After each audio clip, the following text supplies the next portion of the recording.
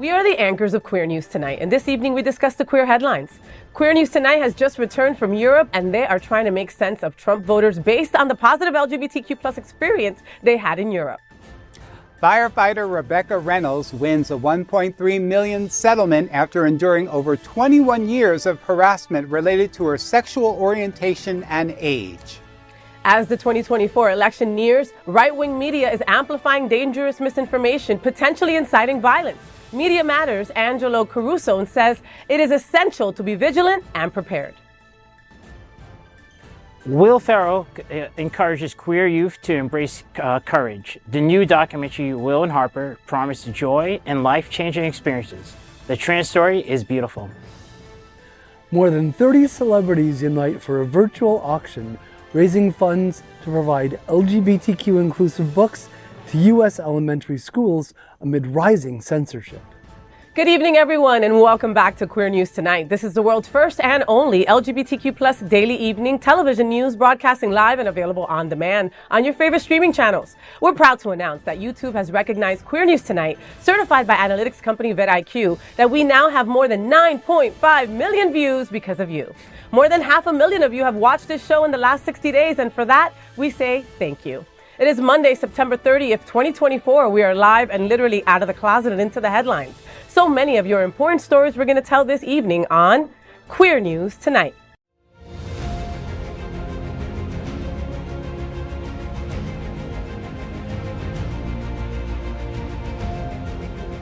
This is the world's first live daily LGBTQ evening news show, literally out of the closet and into the headlines on Queer News Tonight. This is the world's first and only unedited live LGBTQ evening news show. Whatever happens, unique in queer news, you will see it and hear it.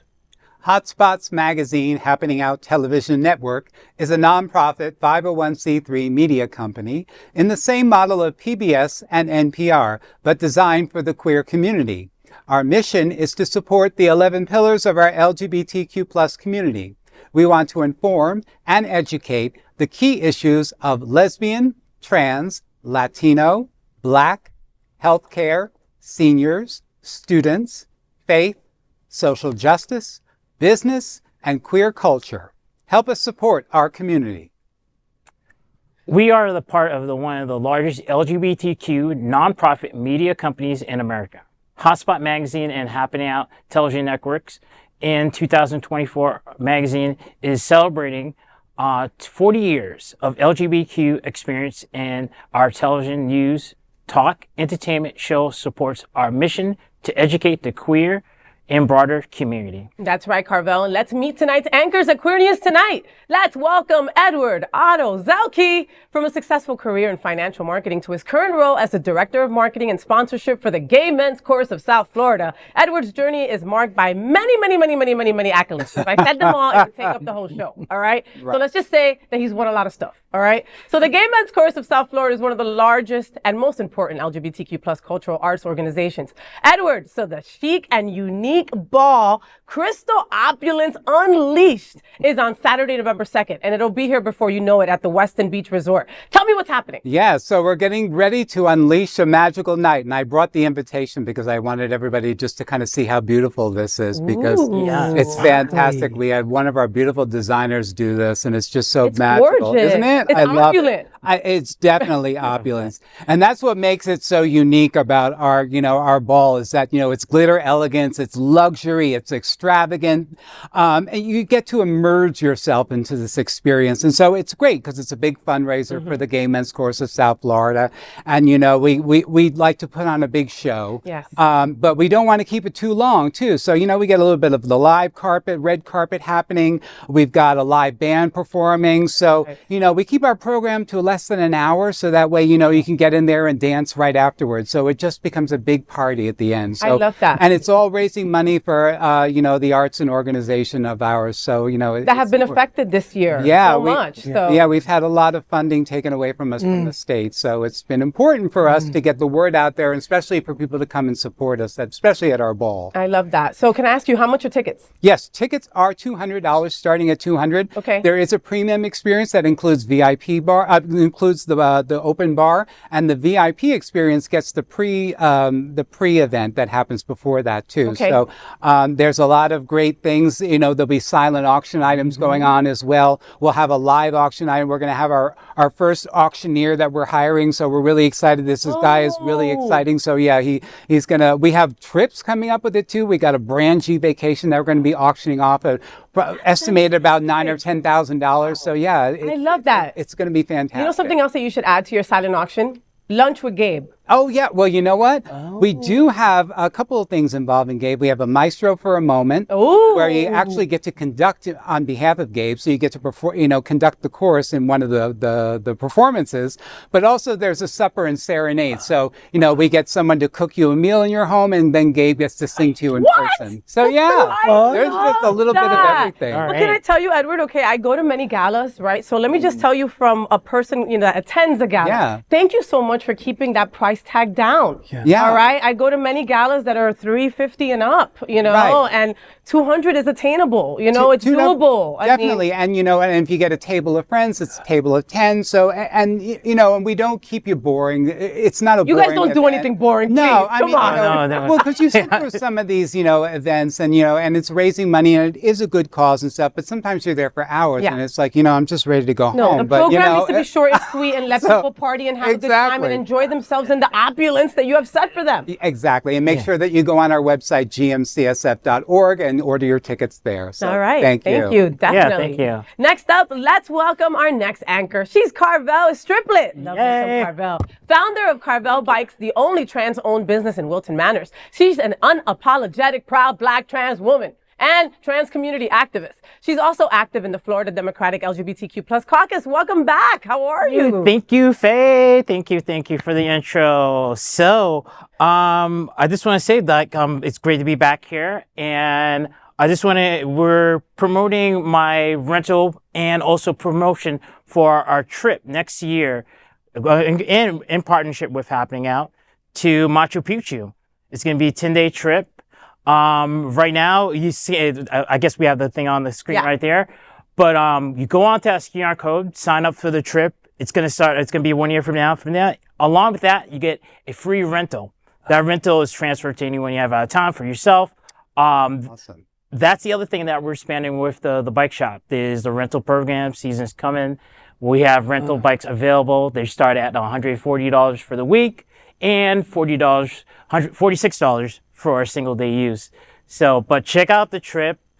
Travel with Carvelle, your favorite bike shop here in Wilton Manors, and I'm looking forward to this trip. I love that. Well, let's talk about your rentals first of all. I love the idea of not having to be in an Uber or a car or in traffic or anything. There are so many beautiful spots in Fort Lauderdale that you can just get Wilton Manors that you could just get around in a bike. Yeah, biking is just simply better in Wilton Manors. So, it's something that's, if you're coming out of town, you're staying at one of the resorts, one of the Airbnbs, you don't have to be burdened with Ubering to the club or to the gym around. Wilton Manors is such a biking community, so I'm providing that service. So I love it. And the trip to Lima, come on, it gets no better than that. Of course.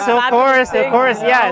So if you're interested in hanging out, it's buy one, get one free. So you have one friend with you.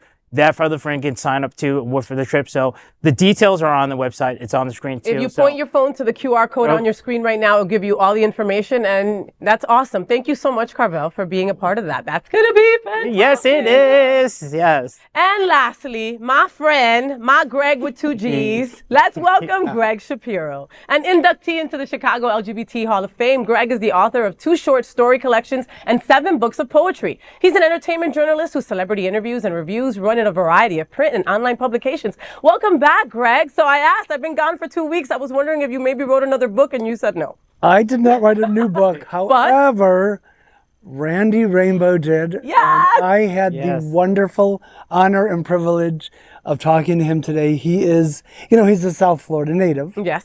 And this book is brilliant. It's these really funny essays that I was laughing out loud the entire time. I cannot recommend it enough. It comes out in October. He's going to be doing some reading tour dates. So, Low Hanging Fruit by Randy Rainbow. I highly recommend it. And then my interview, I hope you all will beat it when it's up. I love that. So you interviewed him today. Okay, Yes. so Randy has been around for a while, and he's been kind of a pillar in our community for freaking ever, right? Like, he's always done like parodies and fun stuff that, make us smile at times when things aren't that wonderful. He got us all Yes, through the he did. Trump He- years. Oh, yeah. I mean, He did. I mean, during the Trump years, we Yes. got some really fun Yes, stuff from he did. him. Yes. Oh my goodness. Is he a diva? No, he is just the sweetest, really down to earth, just a regular guy, but he's so smart and he's so He's so talented. quick and witty, Yeah. like And it- mofo. yes, Like, wow. Is he married? He's single. He's not going to appreciate it. I said. The cat's out of the bag. Yeah. See Randy, you're going to know. They're here. He's single. He's single. So, you have a chance to ask him out, maybe. Oh. We'll definitely look out for that. Let's welcome our host with the most. Hostess with the mostest? Yeah, of course. All right. Tonight's lead anchor, FayWhat. She is a legendary events host, television and radio personality, and of course, the host of the FayWhat show on Mondays at Hotspots Happening Out. Faye. Yes. The Wilton Drive Improvement District is hosting the upcoming Wilton Drive Block Party event on October 9th. You, of course, will be hosting the event. Tell us about it. I'm so excited. So the Wilton Drive Block Party between Northeast 20th Street and Northeast 26th Street is going to be happening from 5 to 8 p.m. Join us for a special night out on the drive. The Wilton Drive Improvement District brings you the Wilton Drive Block Party, and I'm your host, FayWhat. The Wilton Drive Block Party will feature live music, DJs, special discounts at restaurants and shops, and a whole lot more. Some of the participating establishments on the drive are Dairy Queen, Burgers and Beers, Sardi Cafe, Ethos, Violet's, Zen's, Dude's Barber, I love that place. Ink Edition, Chic Optique, Apartment 9F, I love you, Miss Carol, Myth Gastro Bar, God, those guys are hot. To the Moon, Deliria, Sunserve, I love you, Tony, Claudia Castillo, Art Studio, Top and Bottom, Men's Clothing, Infinity Lounge, Hunters, True Blue, Drink Bar, The Pub, Gym Sports Bar, George's Alibi, Tea and Spice that just opened, all right, The Well, and a whole lot more. So if you're not a part of this and you are on the drive, you've got to get on over and let them know, because almost everyone on the drive is going to be a part of it. So I'll be hitting all the spots in my own circuit. It's going to be so cool. All right. So join me. I can't wait. I will see you there. The Wilton Drive Block Party, October 8th. Get all the information at Facebook under Wilton Drive Block Party, and I'll see you then. So we are the reporters for Queer News Tonight, and this evening we begin with the queer headlines. The LGBTQ plus community in South Florida and across America is diverse. Our community across the world is vast. And here are the bullet points of the queer news for today, Monday, September 30th, 2024. Let's begin by queering up the world view. Queer News Tonight returns from Europe, and we are trying to make sense of Trump voters. An article written by Michael Jensen, an author, editor, travel blogger, and columnist for LGBTQ Nation, talks about Trump voters. The article narrates that as he stood on the deck of a cruise ship in Portland, England, he found himself bonding with a fellow passenger over photography, despite their political differences. Bob, a slender older man from Arizona, struck up a conversation after both fumbled their attempts to capture a ceremonial cannon shot. As they discussed the cruise, the conversation turned to politics. Michael, a Seattle native, was surprised when Bob, a former Trump voter, expressed regret over his past choices, citing January 6th as his breaking point. Although Bob hadn't fully decided to support Kamala Harris, the conversation revealed a shared frustration with Trump's rhetoric and the country's divisive politics. Michael reflected on the importance of finding common ground and learning to coexist. Despite their differing political views, Bob was clearly a good person, reminding Michael that in the end, unity might just be possible. We at Queer News Tonight have just returned from Europe, and we have witnessed similar views about Trump from those we visited at Munich's Oktoberfest and across Alpine Europe. And I had one of those experiences. It's interesting to be out of the country. Like, when you're in the U.S. and you leave to another U.S. state and you talk about Florida, people are usually like, oh, Florida. Okay, imagine that quadrupled when you go to another country. Internationally, we think that we're just in a bubble and all our craziness is just staying here. The whole entire world knows about everything going on here. I spoke to someone in Austria and they were like, they're eating cats and dogs? What is going on? Like, I was so taken aback by the fact that these people knew everything that was going on and all the trauma that we had dealt with Trump over the last 8 years, so it's interesting to just get their perspective, and it was a mix of people. I also met some Bavarian folk that were saying, we don't want Kamala to win, and I hope that she doesn't win,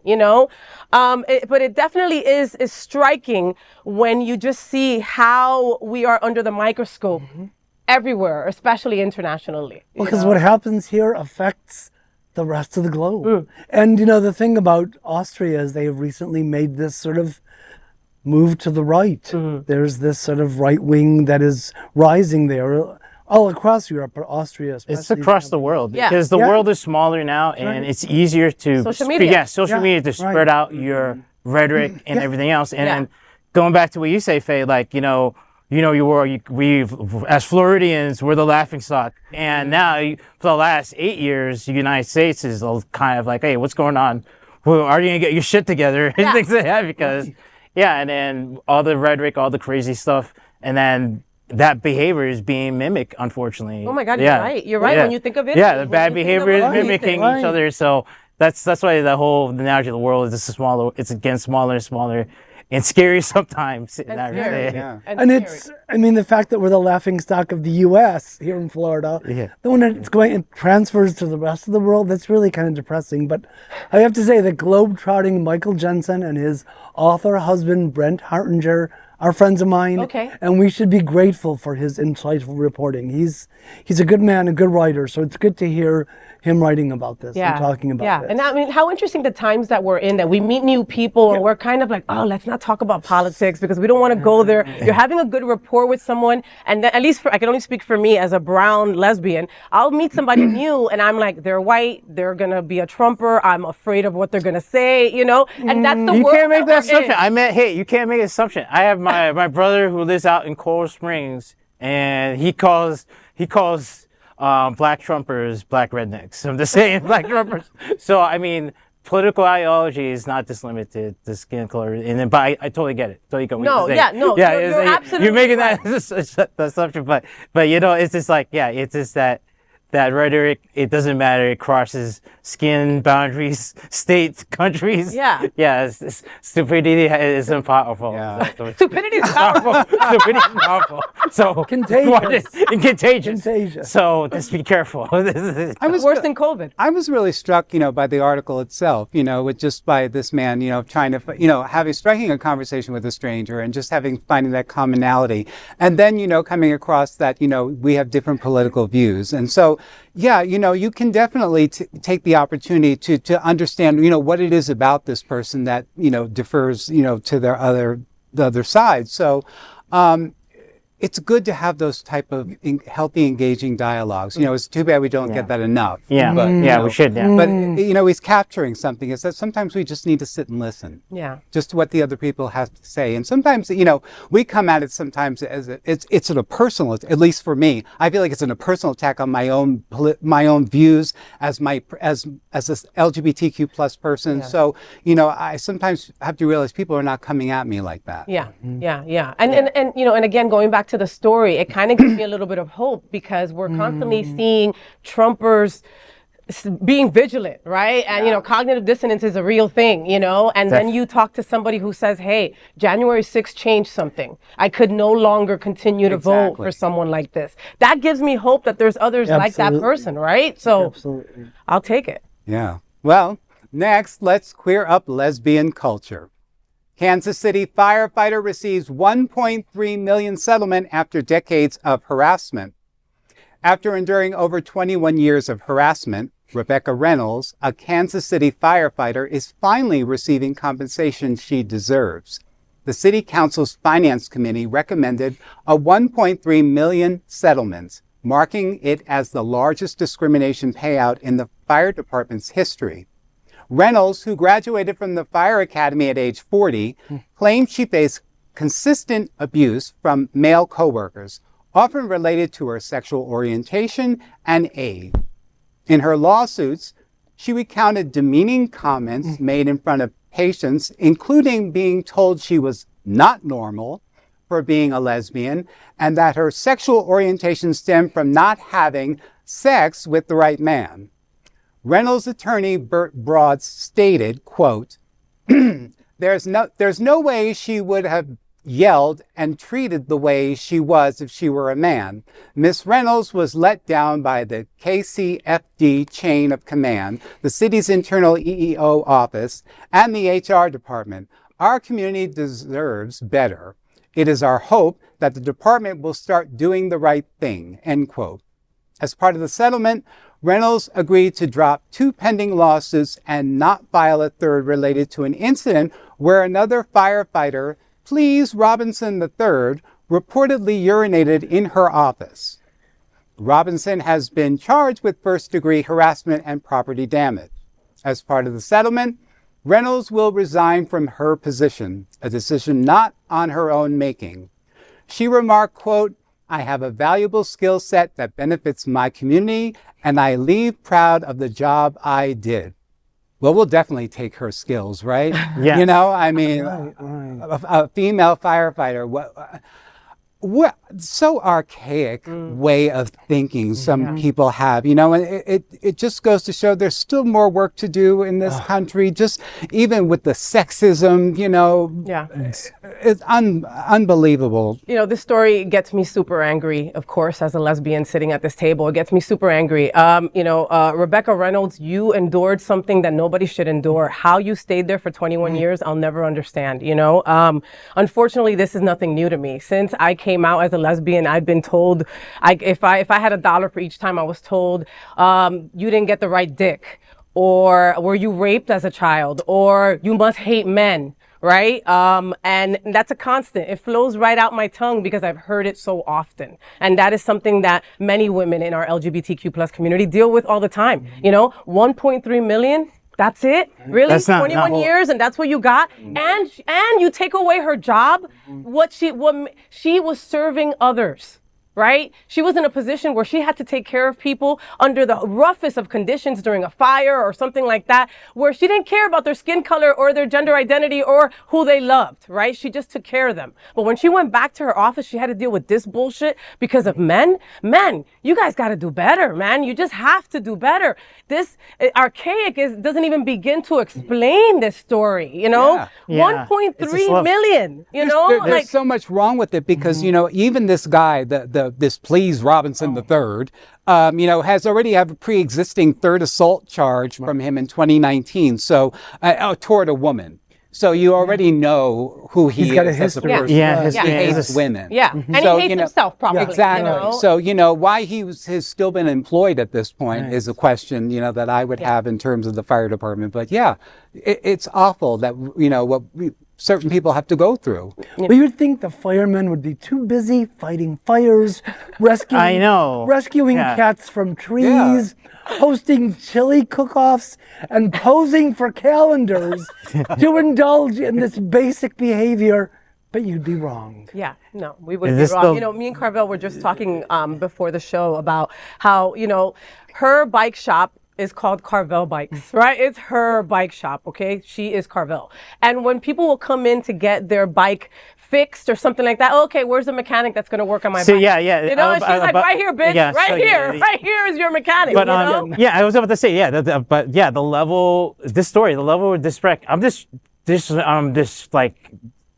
amazed that she stayed at that 21. and still do all that position too. But going back to that, like I have that the chauvinistic macho thing behavior is still around, and this thing, like I get that at least once a week. Yeah. Someone comes in, questions my ability because I'm a woman, and saying, "Are you? So can you find me the real mechanic who's going to be working on my bike?" And but I'm just surprised that she stayed along on this story too, and things. And 1.3 is not enough. No. Far from that. Close. No, nothing. Now she's 61 with no job. Yeah. Okay. So it's. I mean, put that into perspective, right? Like, and again, she served the community. Yeah. Rebecca Reynolds, we're sending you all kinds of good vibes your way. Absolutely. You are incredible. I hope they start paying you to do public speaking across the country or something, all right? Look into that because you've got the story behind it. You've got the wits. I mean, you've got the mother effing patience. What about the rest? You know, and I can't believe, I hope that in that sea of firefighters that were against you, there were some that came to your aid and had your back, you know, because not all men hate us and not all men are like that towards lesbians. You know, it's not uncommon to also find allies, you know, so I really do hope that you had somebody in your corner. And we wish you all the best. No one should go through that. Absolutely. Next, let's queer up the USA view. The rising threat of right-wing media misinformation as Election Day approaches. As the 2024 presidential election enters its critical final weeks, concerns about the influence of right-wing media are escalating. Angelo Caruso, president of Media Matters, warns that a desperate media ecosystem aligned with extreme political ideologies will intensify efforts in the next month to manipulate narratives and spread disinformation. Caruso stated, quote, "They're going to do it because they feel like that's their best path. They're not going to do it because they think the ends justify the means," end quote. He believes that as Trump's polls numbers decline, right-wing outlets will push dangerous misinformation drawing from fringe ideologies to mobilize their base rather than persuade new voters. With social media's role amplified by recent changes under Elon Musk, misinformation about voting could incite real-world violence. Caruso cautions, quote, "What you're going to get from that is threats of violence. People showing up at ballot boxes to protect them because Trump calls for them to do so. You can see how this spirals out of control," end quote. He insists on the importance of local election officials responding to falsehoods, stating, quote, "Right-wing voters are more likely to believe local officials than they are to trust a national outlet," end quote. With the integrity of the democratic process at stake, vigilance is essential in combating the dangerous narratives poised to dominate the coming weeks. You know, and people don't know the difference between fake news and real news, right? You know, they really don't. And with Elon Musk just allowing people to just be a free-for-all on X, people will believe that, you know, it's rigged or you know, anything like that. You know, I'm personally afraid of violence that might be ensued, right? I'm afraid of after when Kamala wins, what will happen, you know? I mean, it's very scary times, and they're not going to make it pretty. They're going to come out with the worst stuff that you'll ever think of, and people are going to believe it. Right? I mean, January 6th is still so fresh in all of our memories. And it feels so terrifying. So I hope that there are people who will, you know, the local governments will stand up and say, this is right, this is the truth, these ballots are correct, this is who the true winner is. The frightening thing is the next 60 days is going to be kind of frightening because whoever wins, like, okay, if Kamala wins, you're going to have the Trump voters, right wing is saying that it's rigged and possibly another January 6th too.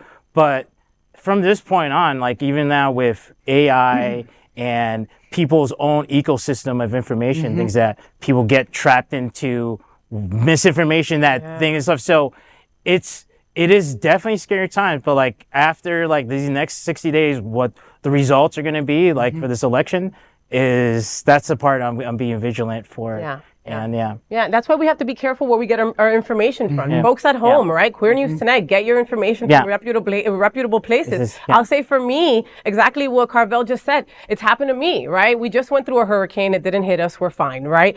But a lot of other places were highly affected. And you start looking at TikTok, you start looking at social media, and you're like, wow, this happened in Asheville. And then right under, fake. This didn't happen. This was done by an AI. You know, like, how do you know the difference, right? From just your eye, it's hard to know. So get your information from reputable trusted sources. From trusted sources. Absolutely. Yes, for sure. Not TikTok. Not X.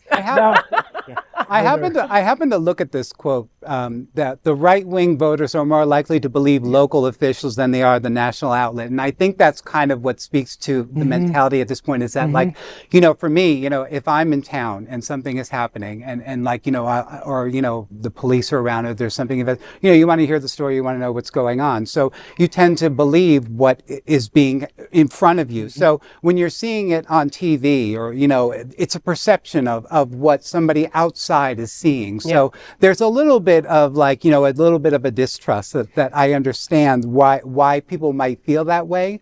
But that goes to like, making sure that we're educating within our communities too. So it's that like, why is it that people are thinking this certain way, or why they're believing Trump because he says this or he says outrageous things and they enjoy that. Yeah. What is that all about? Yeah, no, that's so true. And I really hope that local city officials will take this into account.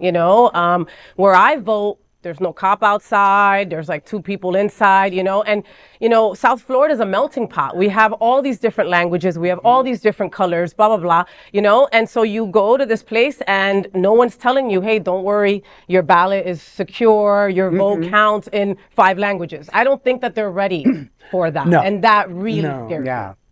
Well, Florida's history with elections, we need to talk No about hanging chads the this time. hanging chads. No hanging chads. Yes, So okay. we have not reliving that. Sorry, I didn't mean to bring that up. Sorry. All right, Carvelle, what's next, mama? So let's queer up gay culture. Will and Harper stars share powerful insight in trans allyship coming out. The documentary, the documentaries of the year, Will and Harper, has debuted on Netflix. The documentary follows a longtime friends, Will Ferrell and Harper Steele, who met when they started working at SNL same week 30 years ago. When Harper came out as trans, the two decided to go on a cross-country road trip to reconnect each other and the country's out. Raffi Matic spoke with the cast and crew about the film, how to be a good trans ally and good gay icon. The star and director of the documentary were presented on the red carpet during the Los Angeles premiere, playing a fun game of Out of the Bag, where celebrities draw questions from a designer purse. Harper Steele pulled a question about queer icons and suggested her good friend Will Ferrell then answered what advice he had to give to young trans folks and hesitant to come out. Quoted, he said, "Everyone has a different set of circumstances and a different level of support. But I would just say this, if I can muster up the courage, and you will feel such joy, and it will change your lives in so many different ways, beyond what you can even imagine." End quote. Director Josh Greenbaum emphasized the allyship, saying, quote, "Showing up to be there, listening. He also named Harper Steele as a deserving gay icon.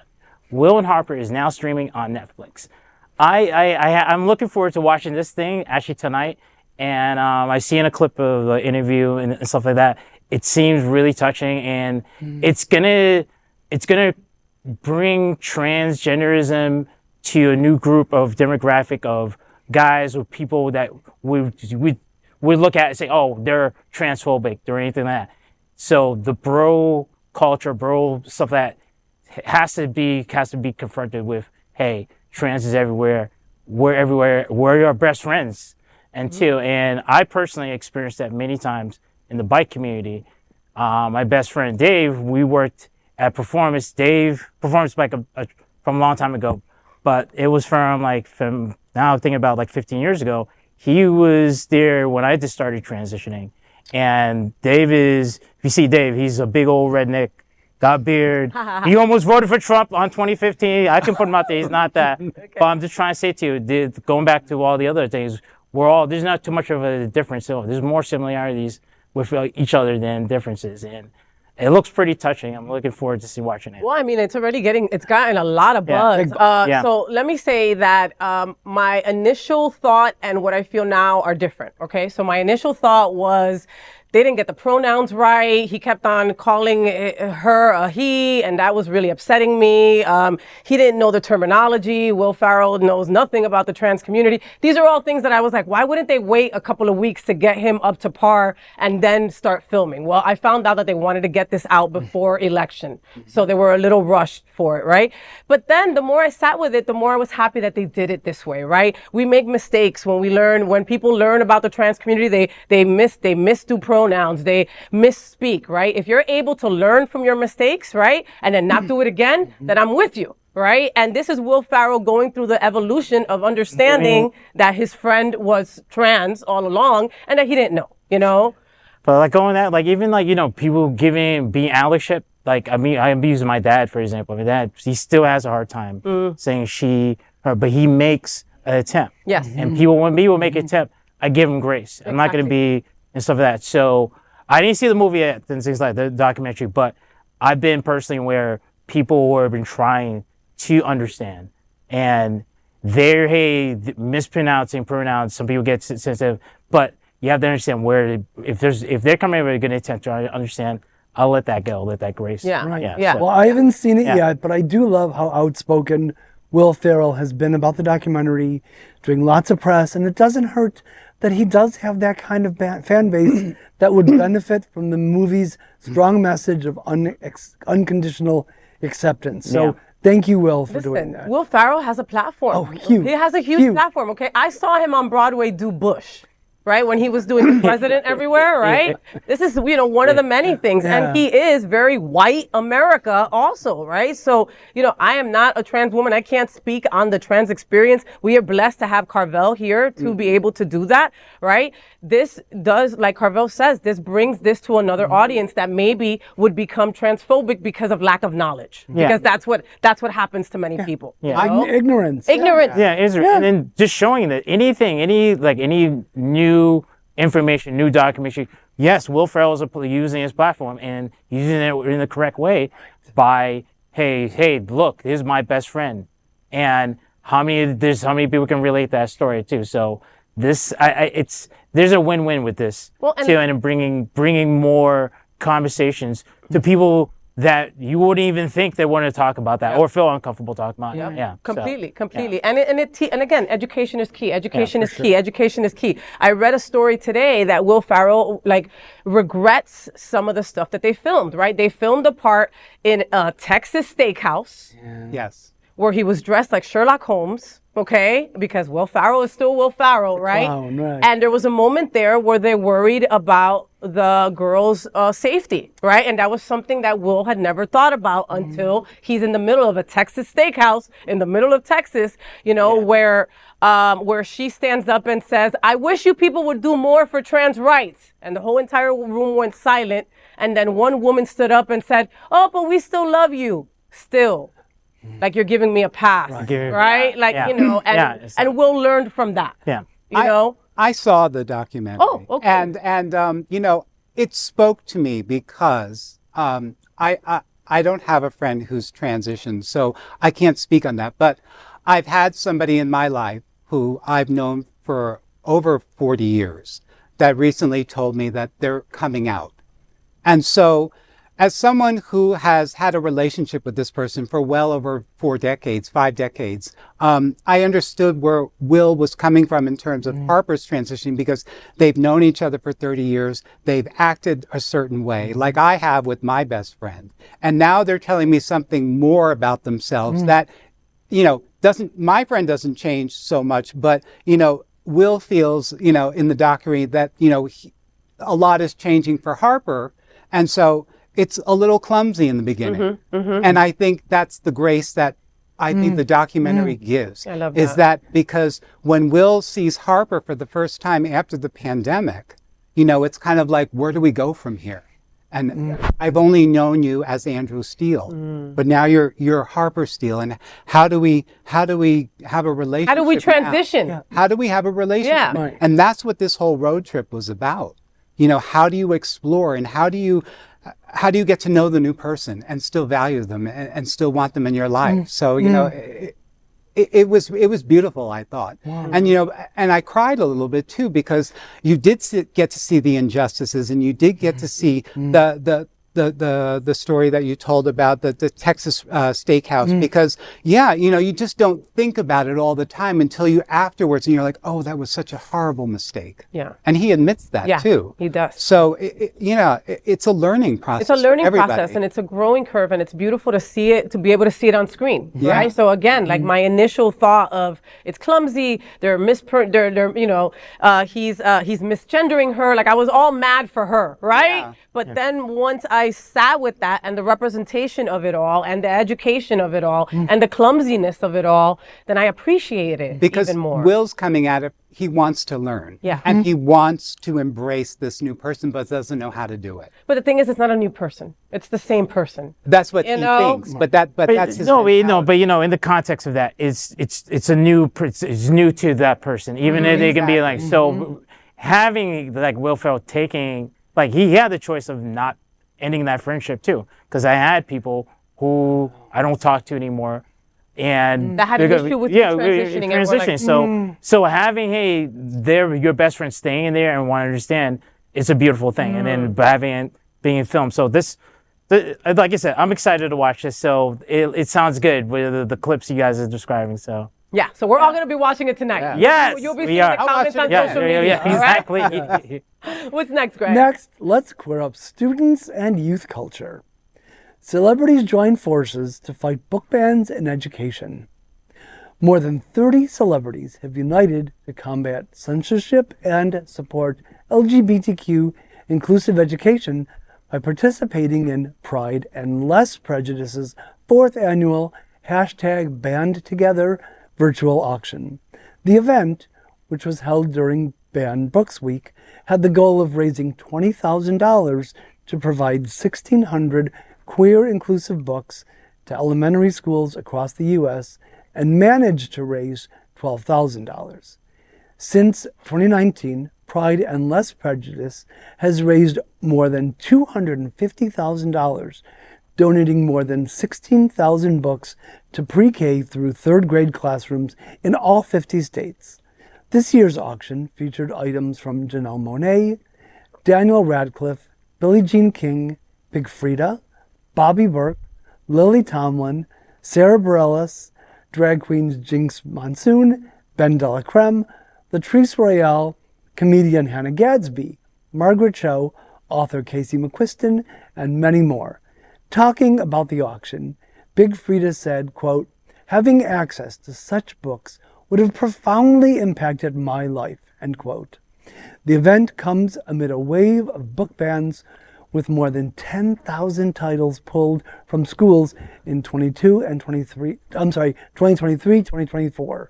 According to Pride and Less Prejudice founder Lisa Foreman, quote, "In 2023, the American Library Association saw a 65% increase in the number of titles targeted for censorship compared to 2022, with a focus on books by and about LGBTQ+ people and people of color," end quote. She also stated that Pride and Less Prejudice is dedicated to making sure students have access to LGBTQ inclusive books in their schools and libraries so they can see themselves and their families reflected. What an amazing cause, and what a stellar lineup, including my fellow Chicago LGBT Hall of Fame inductee, Billie Jean King, as well as Janelle Monáe, Big Frida, Lily Tomlin, Hannah Gadsby, Margaret Cho, South Florida's very own Latrice Royale, and allies Daniel Radcliffe and Sarah Bareilles, getting involved and donating things. Read on, my friends, read on.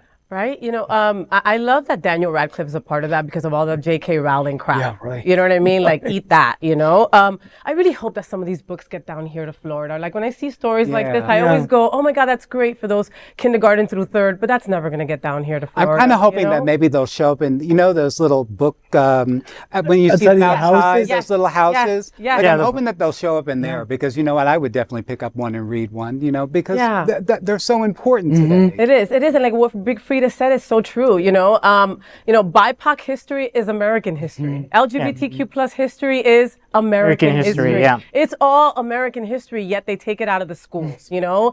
It would have helped everybody at this table if when we went to school, they told us about, you know, Stonewall, or they told us about books, something, yeah. you know what I mean? Like, so, I mean, events like this are just so important, and to be able to raise that kind of capital, it's boundless what it could do. And I love the name of the organization, right? Pride and Less Prejudice. Right, so it's They a awesome, literary you know? reference and everything. Yes, it's You great. know, I love that, and the people on board. That's incredible. So I mean, keep doing what you're doing. I mean, I have a feeling the banned books thing is not going to go away anytime soon. You know. Well, switch the gears, like with this banned books, it's kind of, it's good that we have celebrities allies coming together, but just the sheer fact that we have legislators who want to basically eradicate the First Amendment by saying what to learn and what to not to learn and things like that, and it's at least get rid of some of this stupid fascism going around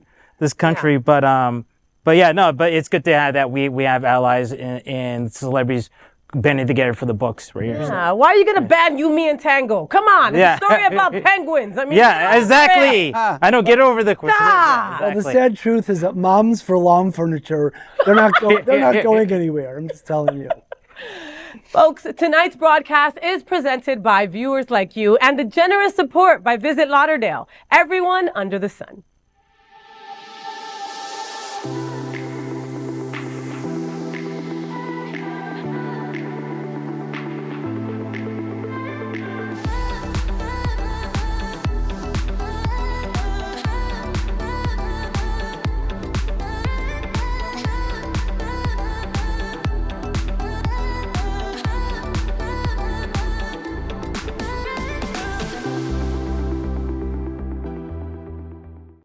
Next, we are proud of our special partnership with Sunshine Cathedral, the world's largest queer church here in Fort Lauderdale. Supporting that partnership, we are broadcasting from our permanent set here at Sunshine Cathedral at the Happening Out television studios. We broadcast Sunshine Cathedral's Sunday International Service at 10:30 a.m.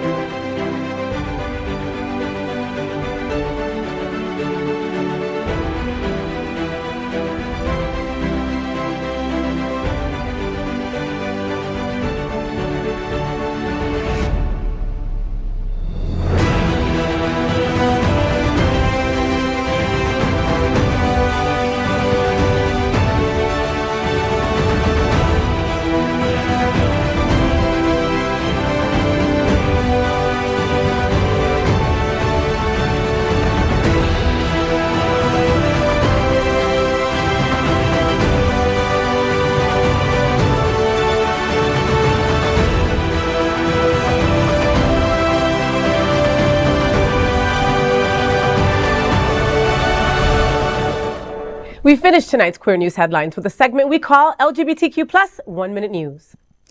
LGBTQ plus 1 Minute News. Let's queer up business. New DC bar faces backlash over political branding. A newly opened Washington, D.C. bar, Political Patties, wanted to create a bipartisan hangout, but it has ignited tensions within the LGBTQ plus community. After taking over from the beloved gay bar, the Dirty Goose, the bar replaced rainbow decor with a red elephant and a blue donkey. This decision has been seen as a misstep. Controversy erupted when the bar's Instagram account defended dialogue with the Republicans, despite concerns about the party's legislative attacks on queer rights. One follower replied, quote, "Bro, we're still not drinking or playing pickleball with people who look at our existence as debatable," end quote. The owners, a straight couple, released a statement apologizing for the hurt caused by their logo and reaffirming their commitment to diversity. Well, they certainly did get that poorly executed, and I kind of wonder if they're actually trying to capitalize on the political climate, and do they really care at this point? I mean, it felt so chaotic is the word I described that. So you just hate it when stupid, clueless straight people take over a former gay bar? I know I do. They've now made the formerly uber hip U Street corridor unctuous.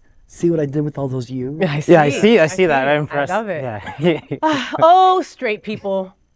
How we love you. We can't get much done without you, right? But you need gay consultants at times, okay? And this was it. You're in DC. Read the country, bro. I mean, come on. Maybe after Kamala wins, I'll be all for this bar. But right now, Bad timing. too soon. Just no. You saw the outside of that decor out there. I mean, they painted it just, it just poor taste. It was just everything about. I'm just going like it's just like plain. They ruined the fabulous decor of the thing. Is I know. Come on, Terrible. Dirty Goose. Come on, we Dirty missed Goose. the Dirty Back. Goose. We go back to the Dirty Goose. Yeah. LGBTQ 1 Minute News. Let's queer up business. Toyota faces anti-LGBTQ plus backlash over DEI efforts. Toyota, the renowned Japanese car manufacturer, is facing criticism from right-wing figures such as Robbie Starbuck for its diversity, equity, and inclusion initiatives. Starbuck claimed Toyota has gone totally woke, citing its support for LGBTQ employees and donations to queer organizations. He argued, quote, Toyota seems to have forgotten who their core customers are, end quote. However, Toyota clarified that many of these activities are led by its employees. The company spokesperson said, quote, not every activity is sanctioned by the company, and we have over 14 affinities and 116 chapters and over 8,000 members in our ERGs.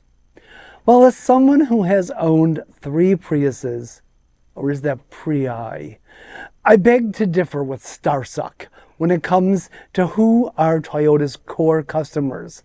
I am one, and I'm pretty sure you're one too. Yes, I have 5 Toyotas. We Literally 5. When I saw this story, I was like, oh, Gregg's going to call me out on that one. Me, my wife, our daughter, my mother-in-law, we have 5 freaking Toyotas. Please don't Elon Musk me. Please don't make me have to sell all our cars. Okay, you could have just taken the tag and say, yes, yes, we're woke, or like, whatever. But that was a total nasty, like corny excuse, Toyota. Oh, we've got a lot of subsidiaries and we don't make all our decisions ourselves. That's a cop-out right there, Toyota is what it is. And we are your core audience. A lot of us have Toyotas. I love how they all of a sudden, they'll take DEI and all of a sudden now everybody's calling it a woke thing. Like it's something. And somebody do something about this Robbie Starbuck. I'm like, where did he come from? Like when I first talked about it, does he own Starbucks? Like, who is this guy?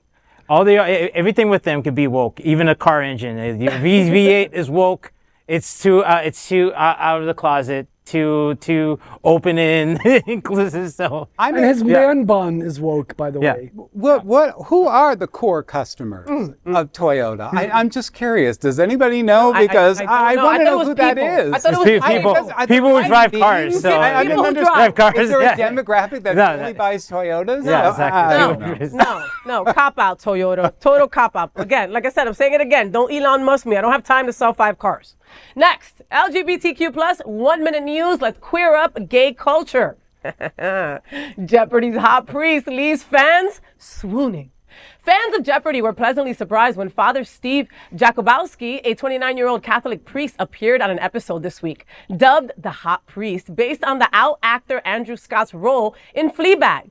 Jakubowski has a striking resemblance to actor Paul Rudd. His scruffy beard and warm smile have sparked reactions on gay Twitter, with one account saying, quote, we'll take hot priest for 1,000. Though Father Steve has lost in Final Jeopardy, he feels blessed to represent his faith and community on TV, and fans are blessed for all the hotness he brought on the show. I love this guy, and I loved seeing hot priest, stories everywhere about him being on Jeopardy. I went to Rome a couple of years back, and they had the Hot Priests of Rome calendar, right? And they put it out every year, and it's 12 hot AF priests. There's nothing wrong with finding men or women of the cloth sexy. I have the very fortunate luxury to be dating a man of the cloth. Oh, yeah? Yes, I do. Robert is a deacon. He is. Yes, my boyfriend, Robert Hadley, is a deacon at the Holy Angels. So, and I have to say, too, Paul Rudd is a cutie, so I always like him like them in 40-Year Virgin. Yeah. So do you like make out with Robert and tell him to keep the thing? No. Okay, so I should have asked you. I should have asked you that outside the show. I'm so sorry, Carvelle. It's all right. I'm so sorry, Robert. No, it's I all love right. you. No, right. It's no. Well, as a longtime atheist and someone who was in a long-term relationship with a priest, I will say that I was hot under the collar for Father Steve. Yeah. Yes. Well, actually, now that I think about it, the first priest that I ever did encounter, I did find quite attractive. And I was about 6 or 7 years old, so I should have known then. But, oh well. There you go. Those are clues. Wow. Oh man. All right, Carvelle, what's next, Mama? All right. Let's queer up 1 minute news. Let's queer up healthcare. Queer up healthcare. The study reveals LGBTQ older adults face higher brain health risks. A Yale School of Medicine study of 393,000 participants revealed a link between being LGBTQ and poor brain health in older age. The published in the Neurology, the study found 50% of higher risk of dementia, depression, and stroke among queer individuals compared to their straight counterparts. The research identified 11,500 cases of late life depression, 6,600 strokes, and 2,900 dementia diagnostics. With trans women, it was 68% more likely to experience strokes. The findings highlight the disparities driven by stress, discrimination, healthcare barriers, calling for focus on research on queer health and equality. Yeah, I mean, it's something, your health, your body is something that we need to take care of us. But I mean, like the study is saying that we in a queer community, some of us have been burdened with abuse, and we have our own stories. So that having this right here, this is kind of putting a light on that. We gotta take better care of ourselves. Yeah, well, because you know what, we've been through a lot too, Carvelle. I look at people who are, let's see, 10, 20 years older than me, right? They've been through Stonewall. They've been through AIDS, the AIDS crisis. Lost they a lot went of people. through this Lost pandemic. people, They've been through Trump. They've been through so much. Of course, we have, a higher risk of healthcare issues. We've been stressed since we were born. Right. Since we popped out the closet, we've been freaking stressed. I've said it, the LGBTQ plus community is one of the hardest working communities ever because we fight so hard and with passion. Some days for myself, I'm working about 60 hours a week, and it doesn't bother me. I enjoy my work, but I have to be mindful, and I have to take those breaks and get regular checkups and do what I need to do to take care of myself because we have a lot at stake, especially in this election. So Yeah. Wait, where am I? Oh no! Stop. Who am I? All kidding aside, what's for dinner, Mom? This is good. LGBTQ 1 minute news. All right. Let's queer up entertainment. Let's look at early LGBTQ Oscar predictions for 2025. With Oscar voting still months away, queer films and talent are already making waves. Queer News Tonight weighs in. Notable contenders include Coleman Domingo for Sing Sing and Lily Gladstone for Fancy Dance. Films such as Challengers by Luca, unpronounceable last name, and I Saw the TV Glow with Justice Smith are also generating buzz. Katie O'Brien in Love Lies Bleeding and Carla Sofia Gascon in Emilia Perez are on the list too. Will and Harper is expected in the Best Documentary category, and their theme song, Harper and Will Go West, may snag Best Original Song honors. Okay. Well, I strongly disagree regarding I Saw the TV Glow and strongly agree about Sing Sing. I'd like to add some movies. Okay. Drive Away Dolls, Femme. Oh, Drive Away Dolls, yes. Femme, Handling the Undead, Janet Planet, and My Old Ass, all of which have strong queer characters, as well as the animated Wild Robot, featuring the voices of queer actors Kit Connor and Stephanie Sue. Also, the documentaries Hidden Master about George Platt Lines, Indigo Girls, It's Only Life After All, Let the Canaries Sing about Cyndi Lauper, and Queen of the Deuce about the lesbian who operated the game porn theaters in Times Square in the 70s. Ooh, I want to see that. Those are my recommendations. I love that. Why did you hate I Saw the TV Glow? I don't like this director. I didn't like the director's previous movie. Let's all go to the World's Fair. That was a mess, and I thought this was a mess as well. So, sorry. Okay, but it gives us, I mean, it excites us for what's coming up in the Oscars, yes. right? I mean, the Emmys were fantastic to see how many queer, representation was there. So hopefully the Oscars would do the same. And now with Will's new documentary, maybe it'll be like, that light of hope, like there are so many important documentaries that don't get the spotlight that they deserve. Maybe because of Will Ferrell's popularity, this will. Mm-hmm. I forgot about that song that at the end of the Will and Harper that was written by Kristen Wiig.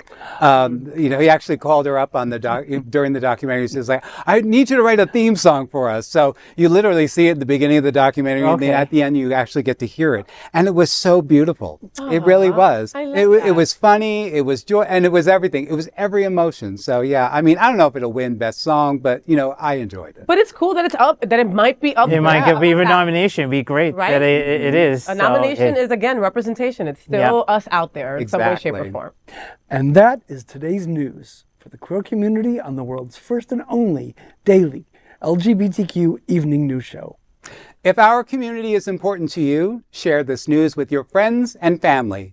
Join the conversation on your favorite streaming platform. Queer News Tonight is the only live LGBTQ plus digital television show in the world that is out of the closet and into the headlines. We need your support. If our community is to grow, we must tell our stories and bring them to the attention of the broader world. This is the only place in the world that tells these types of LGBT stories in motion and sound. This is the passion of Hotspot Magazine, Happening Out Television Network, and Queer News Tonight. I'm your anchor at Queer News Tonight, FayWhat. I'm so happy to be back. And on behalf of these LGBTQ plus reporters, the incredible anchors of Queer News Tonight, including Gregg Shapiro, Otto Zielke, and Carvelle Estriplet, we will see you daily at 8 p.m. We remind you the presidential election is just 35 days away. Stand up for equality, rights, and representation. Make sure you're registered and ready to cast your ballot. Do not sleep with anybody who is not registered to vote, all right? Let's make history. Let's vote for a better future. See you next time.